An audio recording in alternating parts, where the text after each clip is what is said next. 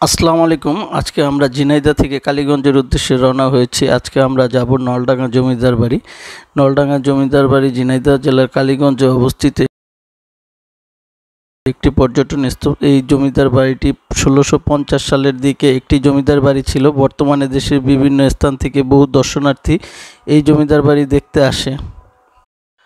আসুন আজকে এই জমিদার সম্পর্কে আমরা কিছু জেনে নিই। নলডাঙ্গা জমিদার বাড়ির প্রতিষ্ঠাতা বিষ্ণু হাজরা প্রথমে ছিলেন একজন সন্ন্যাসী। তিনি ধর্মের প্রতি দুর্বল হয়ে সন্ন্যাসী জীবন বেছে নেয়।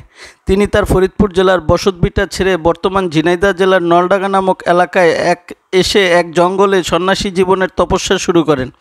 আর এই সময় তার জীবনের মোড় ঘুরে যায়। এই সেই ভূষণচন্দ্র রায়ের যে স্থাপনাটি সর্বশেষ রয়েছে, এটাই সেই স্থাপনা। আর তপস্যা করা অবস্থায় উক্ত জঙ্গলের পাশ দিয়ে মোগল সাম্রাজ্যের সুবেদার মানসিংহ তার সৈন্য সামন্ত নিয়ে রাজধানীতে যাচ্ছিলেন। তখন তারা কিছু খাবার সংগ্রহ করার জন্য উক্ত জঙ্গলে প্রবেশ করেন। তখন সৈন্যরা বিষ্ণু হাজরাকে তপস্যারত অবস্থায় দেখতে পায়। তখন বিষ্ণু হাজরা তাদেরকে খাবার জোগাড় করতে সাহায্য করেন। আর এতে খুশি হয়ে মোগল সুবেদার তাকে উক্ত জঙ্গলের আশপাশের মোট 5টি গ্রাম দান করে যান। আর এই থেকেই তার জমিদারি শুরু হয়। যে দেখুন সেই প্রাচীন কারুকাজ, সেই হাতের কারুকাজ, অসম্ভব সুন্দর কারুকাজ। দেয়ালের পরতে পরতে দেখুন, দেয়ালের পরতে পরতে লুকিয়ে রয়েছে তাদের সৌন্দর্য। কিভাবে নিখুঁত হাতে তারা এই কাজগুলো করেছে, অসম্ভব সুন্দর। আমি আরেকটু সামনের দিকে যাই।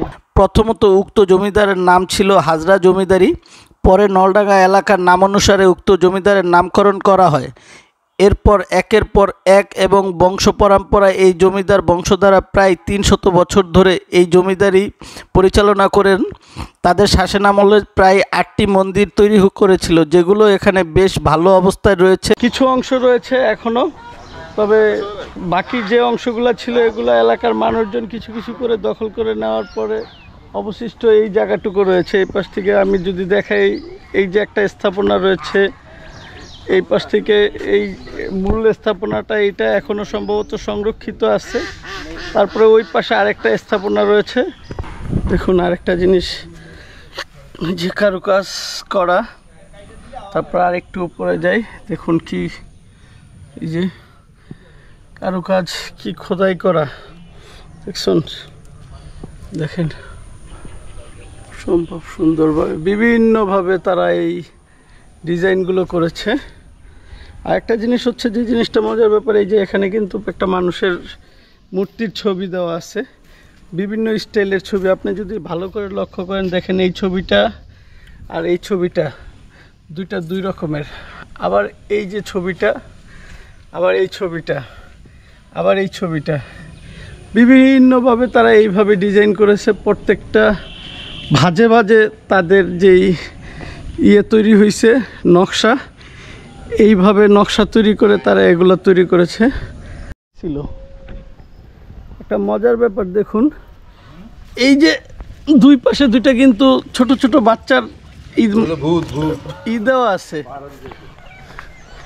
এটা হচ্ছে মজার একটা বিষয়, যে আসলে এটা দিয়ে কি সংকেত বোঝানো হয়েছে।